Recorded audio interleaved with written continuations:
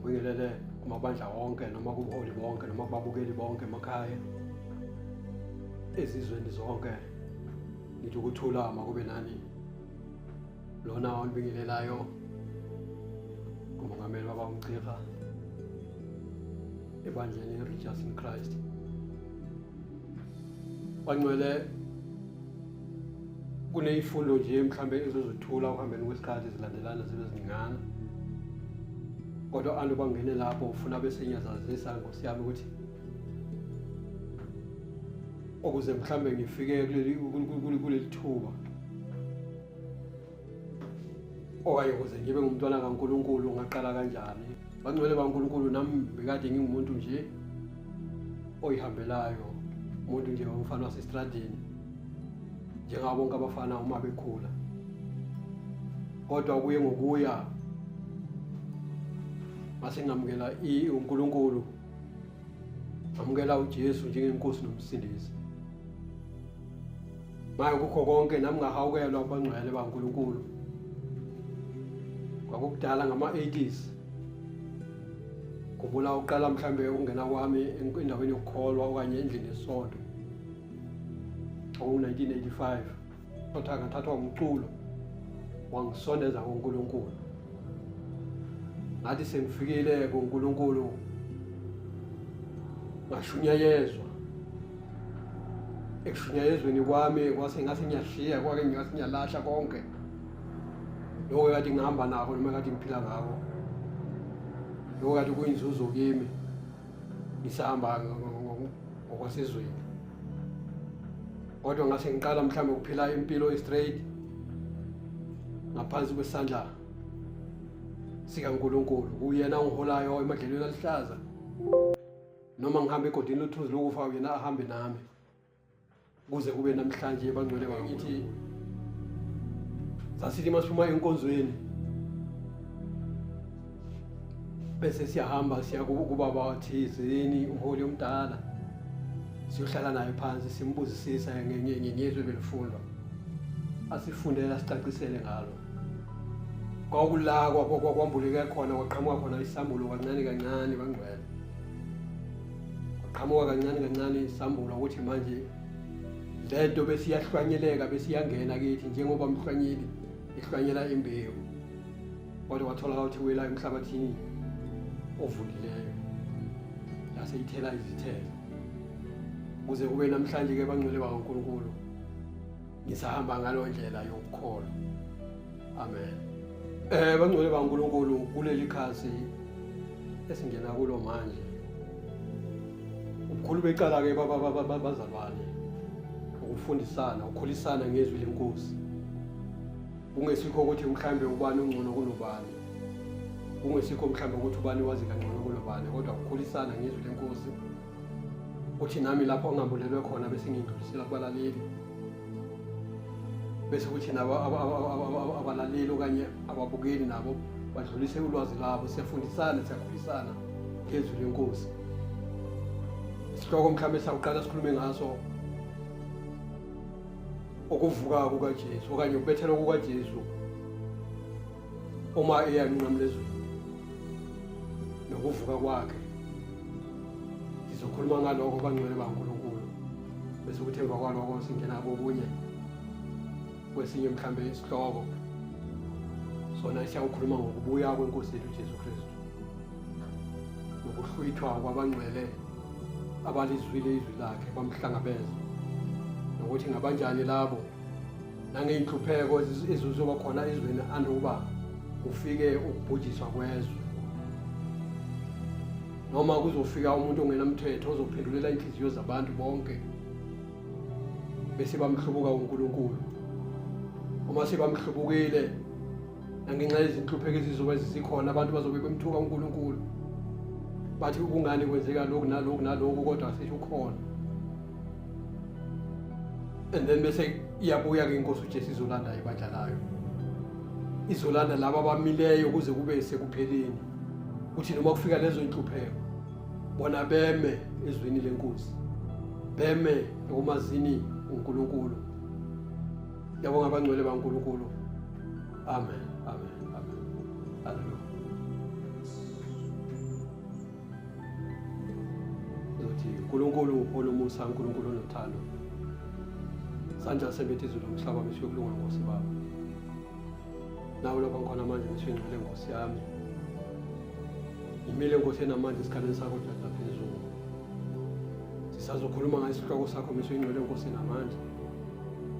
Ngicela bese ngcwele Nkosi namanje makungaphumi kimi kodwa maphume kuwe sokulunga. Makube wena ke Nkosi namanje ozibonakalisayo kuyimi bese ngcwele Nkosi namanje. Makungaveli mina makuvele wena ke dolala phakathi, makuvele wena sokulunga. Kuba wena ke ukhulumayo ngami bese ngcwele Nkosi namanje. Babone ukukhulu bakho ngami bese ngcwele Nkosi namanje abazo. Izwe lonke bese ngcwele Nkosi namanje bese libona wena bese ngcwele Nkosi ukhulu. Alezi hlobo bese ngcwele Nkosi namanje sizawukhuluma ngazo. Zona izizwi lakho Nkosi namanje. Hlala namanje ulimini lwami ke manje bese ngcwele. Ukhulume wena ke manje ngokudala phakathi. Igama lenkosi yethu Jesu Kristu waseNazaretha manje phakathi. Amen ke bangcwele. Isihloko sethu sizothi kungani uJesu kwakumele ukuthi aye eHades. Why Jesus had to go to hell. Ngokuba bangcwele baNkulunkulu uJesu kwakumele ukuthi aye naye kwalasha. Ayolanda ihluthulelo. Ayolanda ebekuntshontshiwe. Ayolanda okwakuthethwe ubani uSathane. Abekade azitshela ukuthi uyaku-owna kanti ayikhona, ukhona umnikazi wazo. Ayolanda imiphefumulo ebakade uSathane ayivalele edilongweni. Kodwa anduba ayilande mhlambe uJesu bekumele kuba manje enzenjani afe angene kuphi ethuneni. And then azothuambithiswa amandla ukuthi manje hamba ayolanda ihluthulelo. Njengoba asho esahamba ezweni ethi manje indodana yomuntu kumele kuba ikhashelwe ezandleni zezoni ibulawe kodwa izakwenza njani, izawuvuka ngosuku lwesithathu. Wakusho futhi lokho nasencwadini kaMathewu ka-12 lapha evesini lika-40 lapho ekhuluma khona ethi ngokuba njengalokho uJona wayesesiswini somkhome izinsuku ezintathu nobusuku obuthathu, kanjalo ke nendodana yomuntu iyakuba sebuthunjini bomhlaba izinsuku ezintathu nobusuku obuthathu. Amen. Kanjalo nendodana yomuntu iyakuba kuphi sebuthunjini bomhlaba insuku ezintathu nobusuku obuthathu. Akazange athi mhlambe the time abethelwa isiphambanweni, the time esemnqamlezweni ememeza ethi baba ezandleni zakho ngiyawubeka umoya wami, uma kuphuma umoya wakhe kuqephuka amadwala ishanqo sethempeli sihlukana phakathi. And then bese kwazama umhlaba ngoba mnyama ezweni. Akuzange ukuthi mhlawumbe ngaloku busuku wase uyanyuka uya ekhaya ezulwini, kodwa wehlela kuphi kwalasha, wehlela kuphi eHades. Lokho sikuthola nasencwadini ekaPeter oqala, 1 Peter chapter 3 lapho 18 no 19. Amen. Peter uqala chapter 3 verse 18 no 19. Yena uzokuthi ngokuba naye uKristu wahlupheka kwaba kanye ngezono olungileyo ngenxa yabangalungile, ukuba asiyise kuNkulunkulu abulawe enyameni kepha enjani aphiliswe emoyeni, ehamba ngawo ukushumayeza omoya ababeboshiwe abekade bengalaleli lapho ukubekezela kwaNkulunkulu balindele izinsuku zikaNoah umkhumbi usakhiwa. abasindiswa ngawo abayingcosana okungukuthi abayisishiyagalombili ngawo amanzi. Amen. Laba bantu laba akade basekuboshweni ngenxa yokungalaleli the time umshumayeli uNoah ebashumayeza ethi masakheni umkhumbi, kodwa abazange balalele. Manje ngokufa kwenkosi yethu uJesu Kristu, uma uSimon wase-Arimathea ayokwenza njani, ayocela isidumbu sakhe ukuthi manje asifake kuphi ethuneni, kulapho aqala khona umsebenzi omusha andikuba anyuke manje anyukele kuphi ekhaya ezulwini. Wenze njani? Uyehla uyalena kwalasha, uyalena la bekuboshwe khona imimoya, okanye la bekuboshwe khona laba bantu abangazange bamamele the time uNoah enze njani, esakha umkhumbi. USathane bekazigomba ifuba athi ngabantwana bami laba ngibavalele kuphi edilongweni. Manje ngisho ukuthi bangcwele ngaleso sikhathi uSathane ubekade enamandla eziphethe ikhiya, kodwa manje ngokufa kwenkosi yethu uJesu Kristu, ngokwehla kwayo iyelena kwalasha, ifika lena iyabashumayeza laba bantu. uSathane uyambona kunye nengelosi zakhe, bazama ukuthi manje sinqobile naye sizomfaka lana, kodwa ngoba enamandla ethwele nezono zethu singapha ngaphezulu ezulu emhlabeni, kodwa manje uyolanda nale yami imiphefumulo engaphansi komhlaba, uyonyuka nayo leyo 3 days ulena ngaphansi komhlaba, uthatha le miphefumulo, shumeza le miphefumulo iyaphenduka, ngoba ngaye siyasindiswa. Uma sizwa yena siyasindiswa. Ingakho athi uma ekhuluma ethi manje ku-5:24, ngiqinisile ngithi kini ozwa izwi lami akholwe ngongithumileyo. Wenze njani? Uyandlula kuphi ekufeni bese ungena ekuphileni, akasayina kuphi nasekwahlulelweni. Haleluya. Ngoba enze njani? Ezwile izwi lomnikazi wabantu, ngoba ezwile izwi likaJesu. Manje bangcwele lapha uJesu uma eyobashumayeza lena kwalasha, and then bayalizwa izwi lakhe, bayaguquka. And then uma enyuka ngosuku lwesithathu lapho evuka khona kwamhlaba, bayagijima amakhosikazi aya kuphi, aya ethuneni ayobheka isidumbu sikaJesu. Uma efika laphana bethola isidumbu, bethola manje ithuna livulekile. OMaria, siyakhumbula OMaria bagijima baya, noPetro noJohane baya ethuneni, kodwa bathola kungenamuntu. Kodwa uma befika laphana bathola manje izingilosi, kanye bathola nezingubo zakhe zihleli laphana, kodwa yena engekho. Kodwa ngithanda laphana encwadini kaJohane ka-20 laphana evesini lika siqale nje u-16 no-17, kodwa mawuqala nje ku-15 lithi uJesu wathi, mame ukhalelani, esho kubani? kuMaria. Emva kokuba mhlambe iqale wakhuluma ney'ngelosi azitholayo lapho, wathi bayisusile inkosi yami, angazi ukuthi bayibeke kuphi, ngitsheleni ukuthi nimbeke kuphi. Kodwa bathi hayi, akakho lapha, uvukile. Bathi bheka phela, wabona izingelosi ezimbili zizembethe kumhlophe zihlezi, enye ngasekhanda enye ngasezinyaweni, lapho isidumbu sikaJesu besilele khona. Zona zathi kuye, mame ukhalelani. Wathi kuzo, bayithathile inkosi yami, futhi angazi ukuthi bayibekephi. Esesilo lokho waphenduka wabona uJesu emi, kepha wayengazi ukuthi uJesu. uJesu wathi kuye, mame ukhalelani nawo, ufuna bani? Kepha yena ethi ngumphathi wensimu. Wathi kuye, Nkosi, uma umsusile ngitshela ukuba umbekephi, ngiye kumthatha mina. uJesu wathi kuye, Maria. Waphendula kuye ngesiHebheru wathi, Rabuni, okungukuthi mfundisi.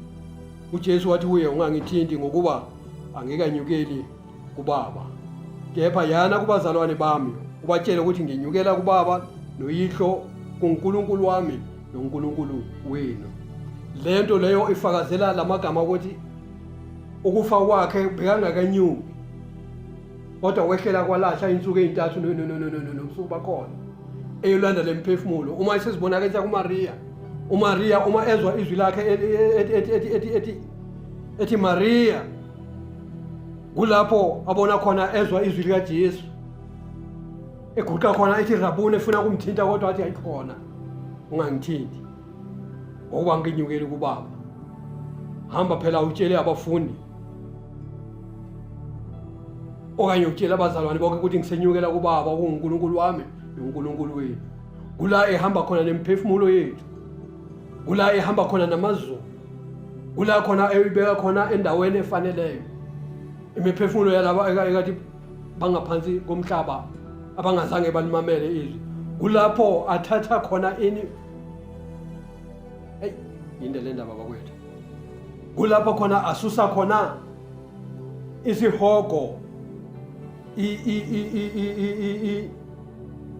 ebekade singaphansi kolwandle, ngaphansi komhlaba kunye nani nenhlalakahle. Abakholwayo ekade bangaphansi komhlaba nalabo abangakholwayo ekade bangaphansi komhlaba, wakususa wayokubeka ku-third heaven, ezulwini lesithathu, lapho kukhona khona iparadise, lapho kukhona khona iHades. Kanti kuqala lezi zinto zazibizwa ngamanye amagama, zazibizwa ukuthi Sheol uTestament elidala okanye ngesiGreki, and then okunye kubizwa ngani ngeHades. Amen. iSheol neHades zazingaphansi komhlaba, kodwa kwasuswa konke lena, zibonke izinto ebezilaphana ngaphansi komhlaba zaziyasuswa ziyobekwa kuphi? eParadise okanye ku-third heaven. Njengoba i-third heaven ihlukaniswe kabili, i-third heaven ngapha kukhona iParadise, ngapha kukhona iHades. Lapha kuhlala khona abangcwele, ngapha kuhlala khona laba abangamesabi uNkulunkulu. Lapha abahlushwa khona laba abangamesabi uNkulunkulu kuleli side laseHades. Lapha abamesabayo uNkulunkulu abenza intando kaNkulunkulu bagcinwe lapha eParadise. Kulaba balinda khona ukwehlulelwa, belinda khona ukubuya kwenkosi yethu uJesu Kristu izolanda ibandla layo kwamhlaba, bese uyonyuka nabo ethathe nalabo abaseHades, abaseParadise, ihambe nabo baye kuphi? Ekhaya ezulwini, ku-10th heaven. Njengoba amazulu awu-10, lapho kuhleli khona isihlalo sobukhosi sikaNkulunkulu, lapho kukhona khona umnini mandla onke, lapho kukhona khona zonke izinto sisazokhuluma ngazo kwenye i-chapter le-10 heaven, ukuthi izulu lokuqala nelesibili nelesithathu until ku-10. But eBhayibhelini abasilobelanga ukuthi amazulu awu-10. Bathatha eBhayibhelini bathathe inkulumo kaApostoli Pawula uma othi ngase ngiyathathwa ngimiswa ezulwini lesithathu, and then basifundisa ukuthi manje amazulu mathathu, kanti amazulu awu-10 singawabala size siyofika ku-10, kodwa ngesinye sizoyicacisa nelinye lamalanga leyo nto, lawo mazulu oyi-10 from ku-heaven number 1 up until ku-10th heaven. Manje ngisho ukuthi uJesu uma esusa konke lokho kade kungaphansi komhlaba, ekumikisa phezulu, eyokubeka lena iParadise naseHades, abangalunganga ngapha abalungile ngapha, kulapho kwenzeka khona izimangaliso bangcwele baNkulunkulu. Kulapho akhupha khona nezono zethu, ayosicelela khona izono, intethelelo kuNkulunkulu. Kulapho enyukela khona kuNkulunkulu, ayosicelela khona intethelelo ekhuluma khona ngathi uthi naba abantwana bakho banikeze ithuba ungabe usababhubhisa, njengoba wangithumela ezweni ngizobuyela kuphi ezweni, ngizobuyela kuwe ngiyokwenza umsebenzi ongithumileyo. Ngoba wenzela uba manje bonke abangakholwa uye, abangakholwanga ufuna bese baguquka, bese benze njani? Bayasindiswa ngaye.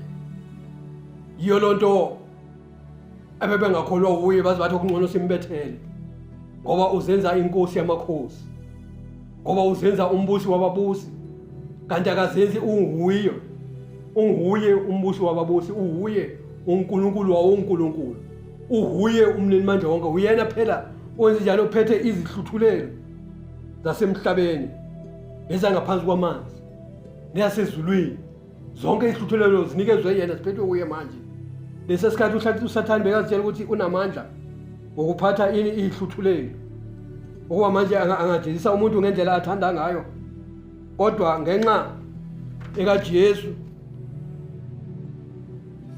wamphuca le ihluthulelo wamnyathelela phansi wamfasa ngeketanga. Haleluya. Uma uJesu sithi ekhuphukela ekhaya ezulwini kuNkulunkulu, uma ebuyela emandleni wasezulwini, uNkulunkulu ubona izono zethu kodwa siyathethelelwa ngaye. uNkulunkulu ubona abalahlwa okanye abathunjwe nguSathane ukuthi bathethelelwe naye mabathole intethelelo nabo ngaye. Kungabe ithina kuphela esisezweni kodwa nalabo abalahlwa uSathane ngalezi insuku zikaNoah nabo bayithole intethelelo ngoba nabo bayini bayizidalwa zikabanzi kaNkulunkulu. Nabo babe naye umshumayelo onguNoah ebashumayeza kodwa abamamelanga. Njengoba namanje bekhona abashumayeli nabafundisi bezwi kodwa bakhona abantwana bokungalaleli. Yiyo lonto namanje ehleli ngesokunene samandla kaNkulunkulu eloku esinxusela ubusuku nemini lapho uNkulunkulu efuna ukwehlisa khona ulaka lwakhe bese uyasinxusela kuNkulunkulu ukuthi basekhona abaprofeti, basekhona abafundisi, basekhona oMose abashumayeli abasakhuluma ngezwi lakho funa bese bayaphenduka. Ungaze ubabhubhise funa bese bayaphenduka andukuba ufike mhlambe intukuthelo yakho. uNkulunkulu njengomuntu omamelayo, njengomnini manje wonke umuntu olalelayo uma unxusa kuye, uyamamela uJesu ubusuku nemini. Lapho isinxusela khona nezingilosi, lapho zisinxusela khona. Haleluya. Manje ngisho ukuthi njengoba uJesu ngithi uphethe ihluthulelo nezasezulwini unazo, nezasemhlabeni unazo, neze ngaphansi komhlaba unazo. Kodwa encwadini yamaHebheru khona la esisitshela khona futhi maHebheru ka2 lapha evesi ka14 lithi nje ngakho ke njengokuba abantwana bahlanganyela igazi nenyama, naye uqobo wahlanganyela khona lokho ukuze ngokufa amchithe obenawo amandla okufa onguSathane. Naye uqobo wahlanganyela khona lokho ukuze ngokufa kwakhe uJesu amchithe obenawo amandla okufa lona ongubani onguSathane. Yingakho namhlanje sisho ngesibindi ukuthi siyanqoba nathi ithuna ngobani ngoJesu, njengoba naye walinqoba ithuna. Uyena esihamba enyathelweni zakhe masikholwa uye siyanqoba ithuna. Yingakho ngithe mhlambe ngo5:25 uma ngithi mina uthi lo 5:24 ncwadini kaJohn ethi lo qinisile ngithi lo ozwa izwi lami akhona ongithumile and then wenze njalo uyadlula ekufeni bese angena ekuphileni. Khumbula uma ebethelwa emnqamlezweni iselelesi esinye siyamhlambalaza ukuthi kanti wena uyena lo Jesu yathi uvusa abafileyo uphilisa abantu abagulayo, kungani manje ungasisindisi wena kunye nathi? Esinye siyamkhuza ukuthi hey kanti nawe awumesabi na. Ngithi nawe awumesabi na, phela thina senzile lokubula, senzile ukona, kumele ukuthi sijeziswe. Uyalivuma izono zakhe. Thina senzile lokho sifanele ukuthi sijeziswe, kodwa yena akenzanga lutho. Haleluya. Usuthi manje Nkosi uzingikhumbule embusweni wakho uthi namohla ngizawube nginawe eparadise. Haleluya. Uyayithola naye intethelelo iselelezi ebisilana komhlaba. Ingakho ngithi unazo lehluthulelo zalana emhlabeni zokuthethelela izono zabantu, zokuthethelela iphambeko zabantu. Kanti nengaphansi komhlaba wazithatha ihluthulelo wabashumayeza waphenduka abantu, wathi mayenyuka wanyuka nawo neselelezi wahamba nazo bayosibeka kuphe eparadise. La kuyolindwa khona, la kulindwa khona abalungileyo. Amen. kanti uma siya encwadini yesambulo isambulo sika 1 lapha ku18 haleluya kulapho ezokhuluma khona lapho esebonakala khona noma singaqala lapha ku verse mhlambe kodwa ngizoyikhuluma nje masiqala phezulu lapho esibonakalisa khona ukubani kuJohane lapho esenyukile khona sisukile kwamhlaba sisusiwe kodwa la sesibonakalisa khona kumpostoli wakhe uJohane esiqingini sasePatmos lapho uJohane wayelahlwe khona athi amaRoma amlahlile ukuze ayofela khona amafika lapho wathola isambulo sisazoxoxa nangayo uJohane ukuthi uzafika ePatmos kwakwenze njani haleluya uyambona uJesu akwesinye isimo ubona uJesu manje angasambathanga lo yamzimba ebekade awembethe isihamba lana emhlabeni andukwabethela mhlawumbe isiphambanweni na andukuba mhlawumbe anyuswe bambhekile abafundi bakhe na andukuba mhlawumbe abaphephethe mhlawumbe abanikeze ini umoya lo ingcwele kodwa usembethe umzimba omunye wasekhaya ezulwini haleluya lithi phela lapha kuverse ka12 wezwa nje mhlambe izwi uthi waphenduka ngase ngibona ngaphenduka kuba ngibone izwi ebelikhuluma nami uthe ngiphenduka ngabona izinto zezibane ezisikhombisa zegolide nofana nendodana yomuntu ephethe ephakathi kwezinti zezibane embethe ingubo ekhawula ezinyaweni ezimhlophe nebhande legolide ezibeleni yabona sekambethe omunye manje umzimba kwayena uJohane uyamcaka kanti uJohane lo yilo kade ancika esifubeni sakhe njalo njalo nalenkathi bayodla isidlo sokugcina wayincika esifubeni sakhe nalenkathi enza isimangaliso ekhuluma mhlambe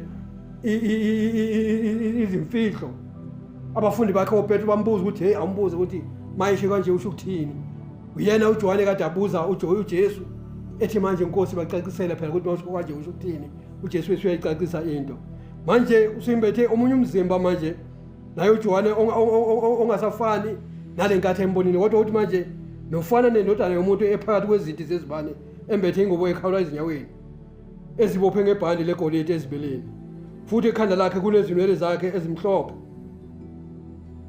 ethi futhi ekhanda lakhe nezinwele zakhe kumhlophe njengoboya bezimvu njengeqhwa namehlo akhe njengamalangabi omlilo nezinyawo zakhe zazifana nethusi elikhazimulayo sengathi zishiswe esithandweni nezwi lakhe lalinjengenhlokomo yamanzi amaningi futhi wayephethe izinkanyezi eziyisikhombisa esandleni sakhe sokunene nasemlonyeni wakhe kwaphuma inkemba ebukhali esika nhlangothi zombili nobuso bakhe bunjengelanga elikhanya ngamandla lena mhlambe siqale sikhuluma ngayo sithi izwi lenkosi lifana nenkemba esika nhlangothi zombili uJohane uyayibona lenkemba thina siyikhuluma okanye sishumayela ngamehlo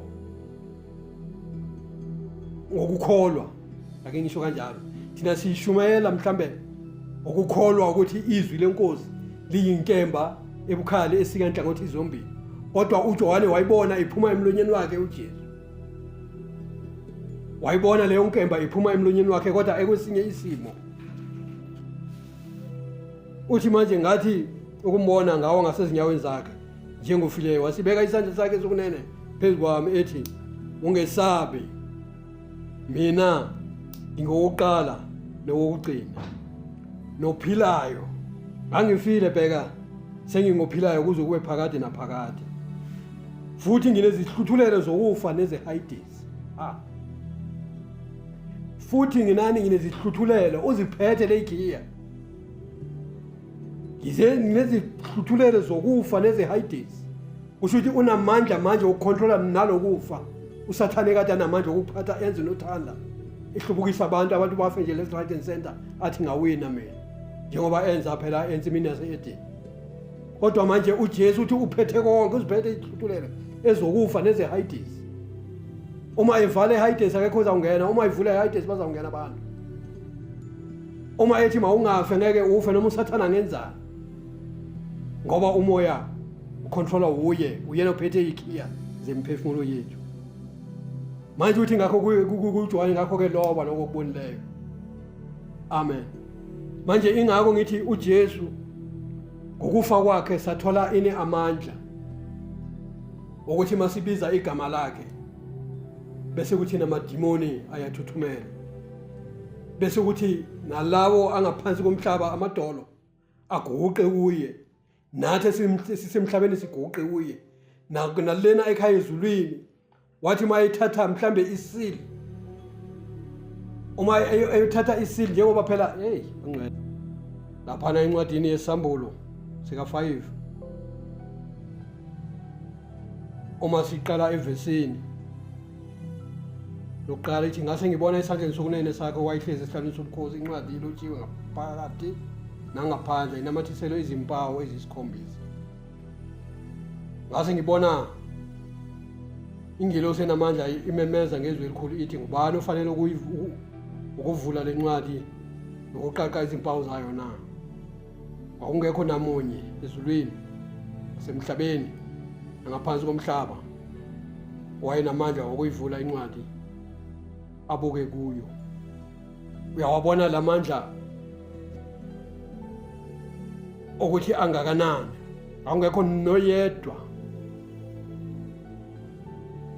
onamandla okuyivula lencwadi. Ezulwini kutholakala ngamuntu, emhlabeni kutholakala ngamuntu, nangaphansi komhlaba akutholakala ngamuntu. Ngoba zonke ikhiya bezibane bezikuye uJesu.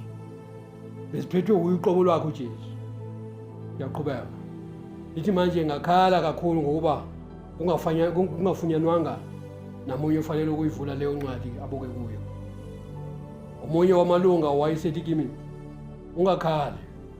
Bheka inqobile ngonyama yesizwe sakwaJuda. Impande kaDavide ukuba ivule incwadi nezimpawu zayo eziyisikhombisa.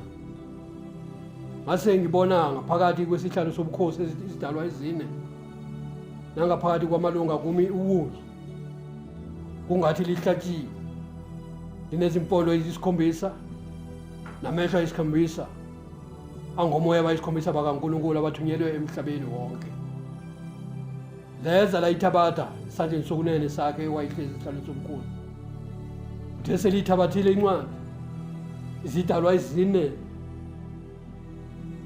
namalunga angamashumi amabili nane awaphambi kwewundlu. Kuyilelo nalelo liphethe ihabhu nezitsha zegolide zigcwele impepho imikhuleko yabangcwele. Haleluya. Akufunyanangwa umuntu. Uyakhala manje isithunywa sikaNkulunkulu ukuthi naka kutholakala noyedwa ongayivula lencwadi.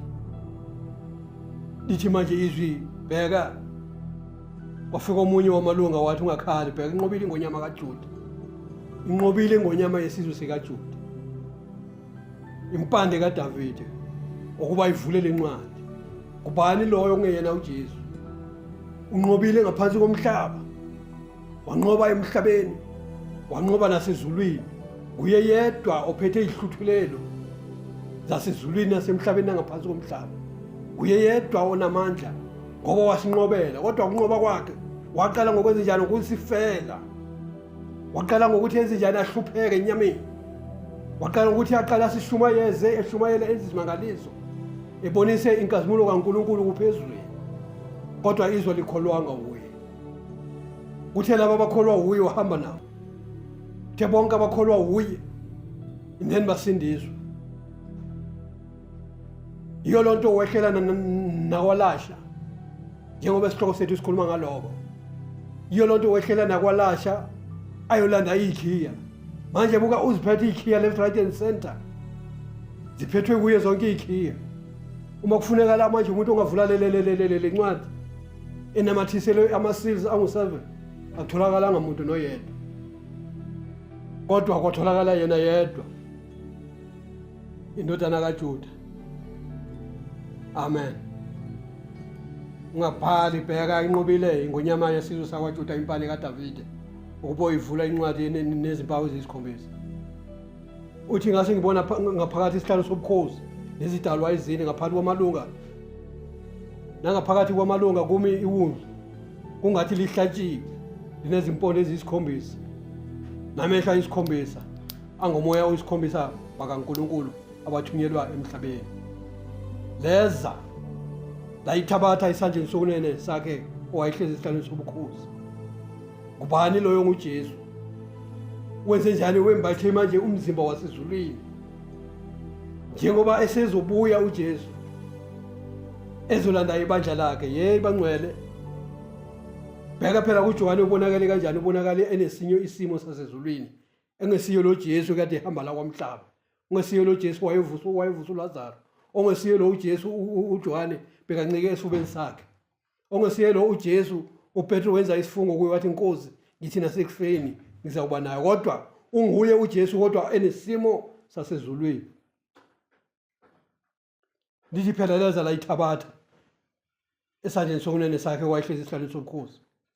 Uthe selithabathile incwadi, izidalwa ezine namalunga angama-24 awaphambi kwakhe, awaphambi kwewundlu. Kuyilelo nalelo liphethe ihabhu nezitsha zegolide ezigcwele impepho nemikhuleko yabangcwele. Kuyilelo nalelo lezikhulu ezingu-24 ungamakhosi angu-24 ahleli phambi kwesihlalo sobukhosi sikaNkulunkulu, ekuwona akhuleka kuye, ekuwona amdumisa ubusuku nemini, ekuwona enza indumiso kuye uNkulunkulu. Ethi mayimdumisa bese ethula igqoko zakho kanye iqhele yabo ayiphonse esihlalweni sobukhosi bese ayaguqa bese ethi uyingcwele, uyingcwele, uyingcwele ubusuku nemini. Manje uJesu ubonakala manje lezidwala zikhona ezinye namalunga angu-24 awaphansi phambi kwakhe akhuleka kuye. Uma ngithi wonke amadolo azawuguqa kuye, asemhlabeni, sezulwini nangaphansi komhlaba, lamakhosi asezulwini adumisa uNkulunkulu ubusuku nemini nezingelosi aguqa kuye uJesu awaphambi kwakhe.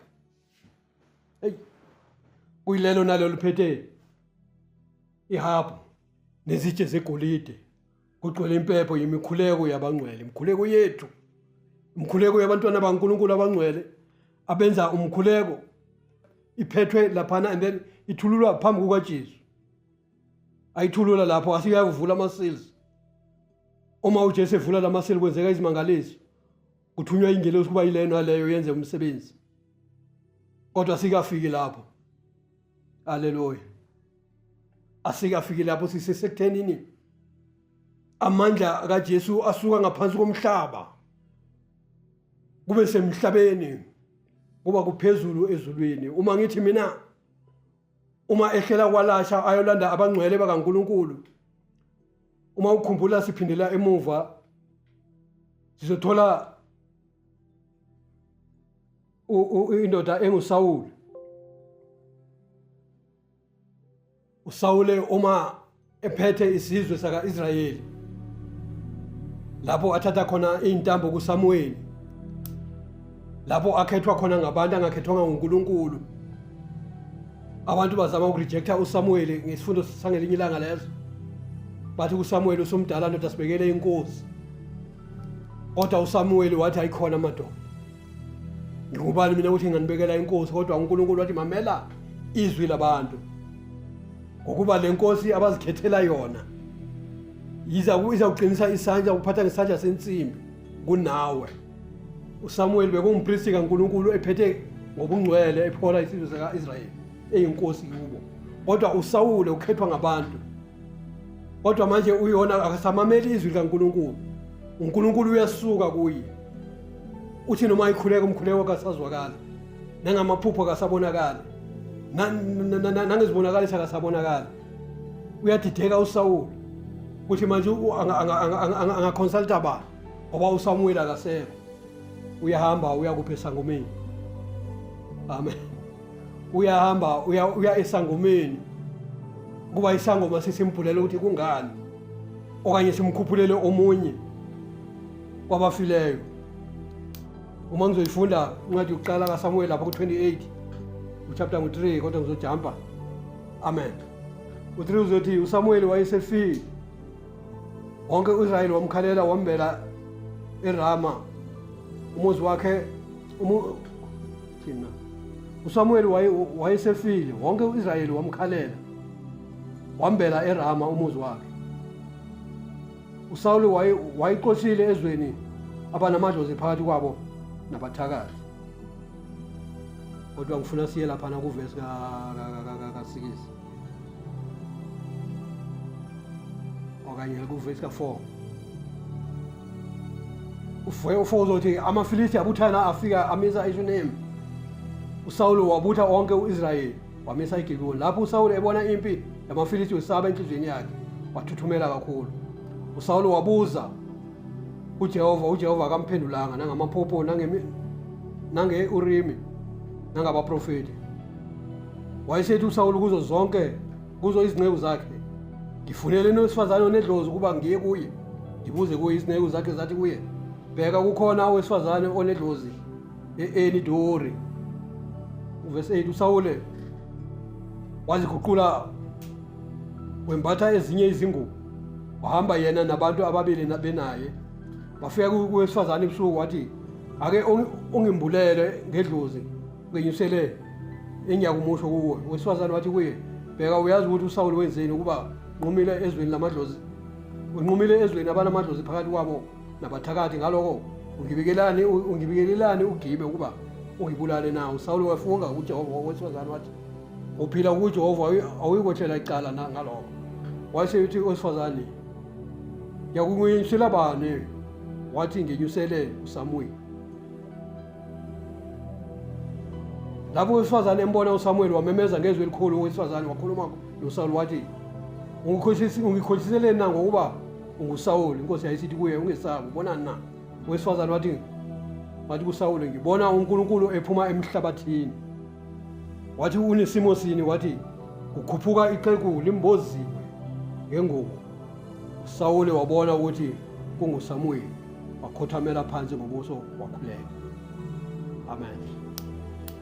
Manje ngisho ukuthi ngale nkathi uSathane esaphethe ikhiya, bonke abangcwele bebenze njani? Bebehlela phansi lena kwalasha, and then bayohlala khona kulamazwe kuzindawo ezahlukenisiwe ukuthi abalungileyo bahlala ngapha, abangalunganga bahlala ngapha. Kodwa uSamuel bekade ahleli nabangcwele lapho.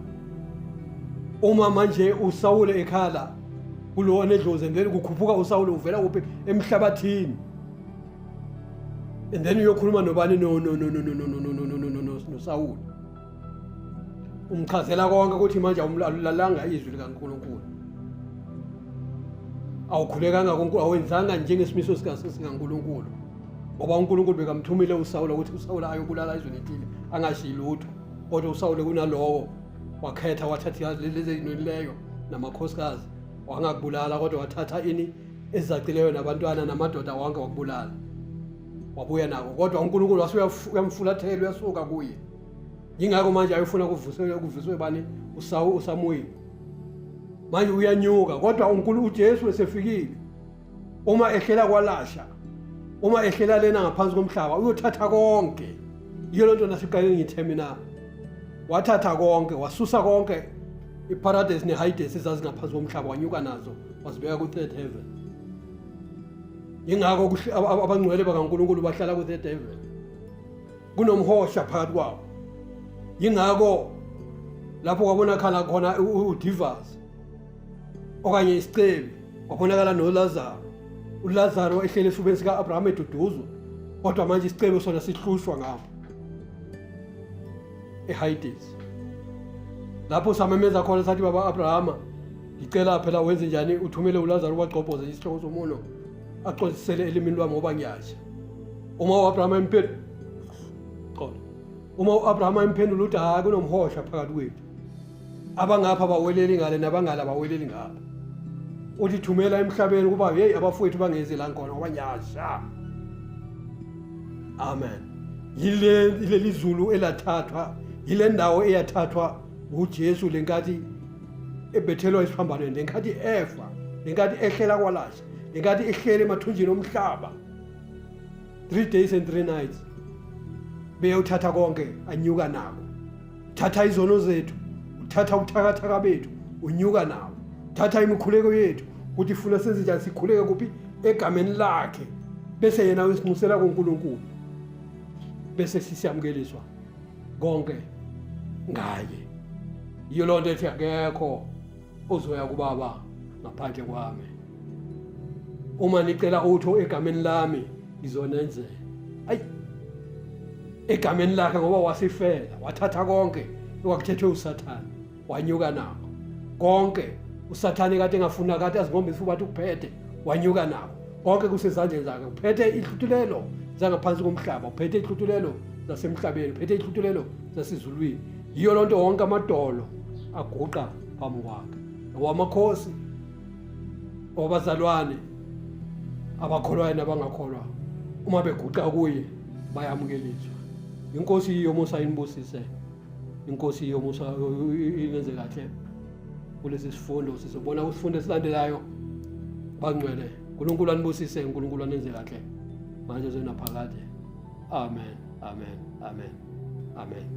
Haleluya. Nkosi selamat. Siyabonga moyeni.